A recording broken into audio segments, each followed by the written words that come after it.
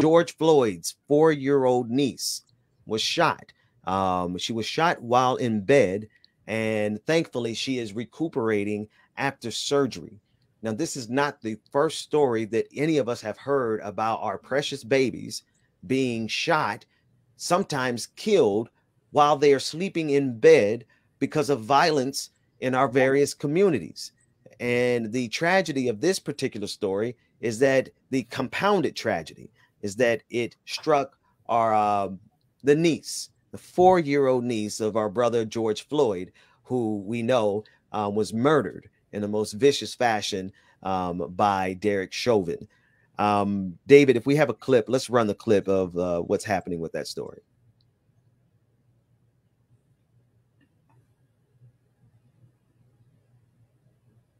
All right, we'll get the clip. Oh, there it is. Audio. Okay, we have no audio on that, but that's fine. Brother Mac, this is one of those things that I'm thinking about my friend in Chicago, Jamal Green. He comes on the show, and he regularly asks the question, "What the hell is going on in Chicago?" This wasn't Chicago, but the reality of it is that, you know, if I'm not mistaken, Ben, I think the niece lives in Houston, correct? Houston.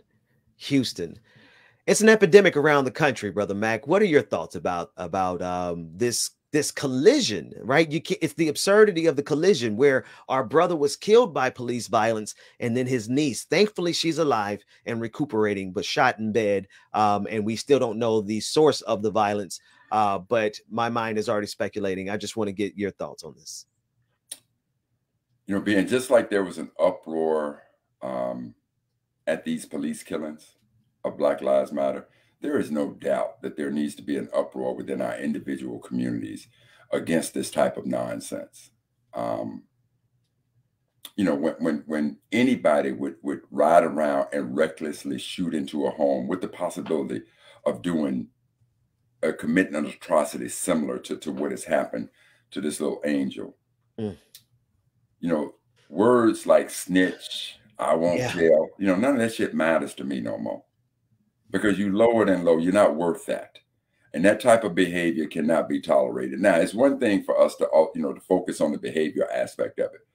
But again, it's another to not focus on trying to create some level of hope in our community.